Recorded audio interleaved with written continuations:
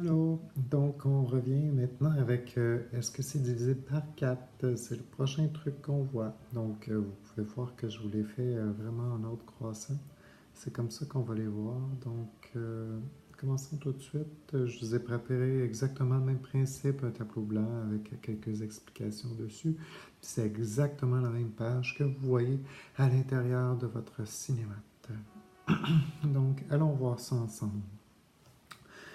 Premièrement, on va se prendre un petit tableau blanc, puis je vais aller vous mettre juste un instant, voilà, ceci, puis cela.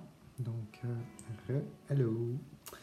Je vais aller, pardon, vous ajouter l'élément que j'avais enregistré. Donc, vous pouvez voir en orange que je fais un lien direct avec ce qui est présent sur la page. Donc, la divisibilité par 4 se trouve à cet endroit-là avec le truc.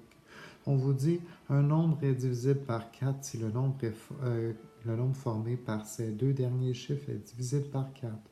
Donc, ce qu'il faut regarder, c'est ce que je vous ai souligné. Par exemple, 348, lorsque je regarde les deux derniers nombres, donc la dizaine et l'unité, et que je regarde ce que ça donne comme, formation, ce que j'ai, c'est 48. Donc, je me pose la même question que tout à l'heure avec notre exemple du divisible par 3. Je me pose la question, est-ce que c'est divisible par 4 cette fois-ci? La seule chose, c'est qu'on ne sélectionne pas le même truc. Tout à l'heure, on était avec tout le nombre. Là, on est avec, puis en fait, on fait la somme de chacun des chiffres. Et si je regarde ce que j'ai comme dizaines et unités ensemble. Donc, c'est vraiment important de le comprendre, c'est les deux ensemble. Donc, 48 dans ce cas-là, est-ce qu'il est divisible par 4? Puis la réponse est oui, parce que 48 divisé par 4, ça te donne 12.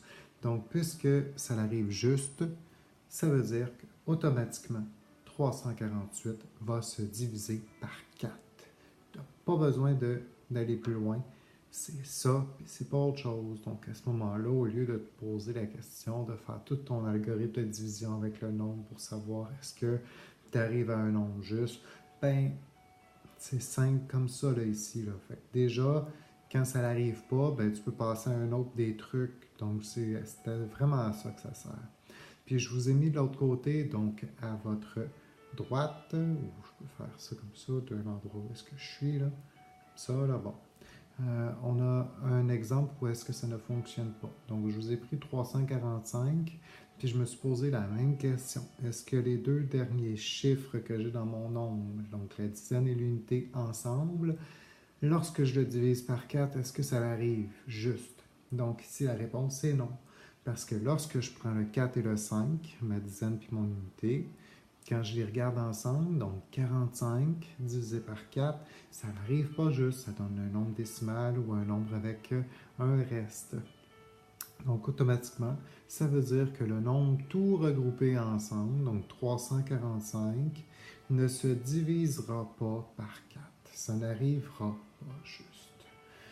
Donc voilà, pour le truc de divisible par 4, c'est simple comme ça. Donc, je vous souhaite une belle continuité. Merci.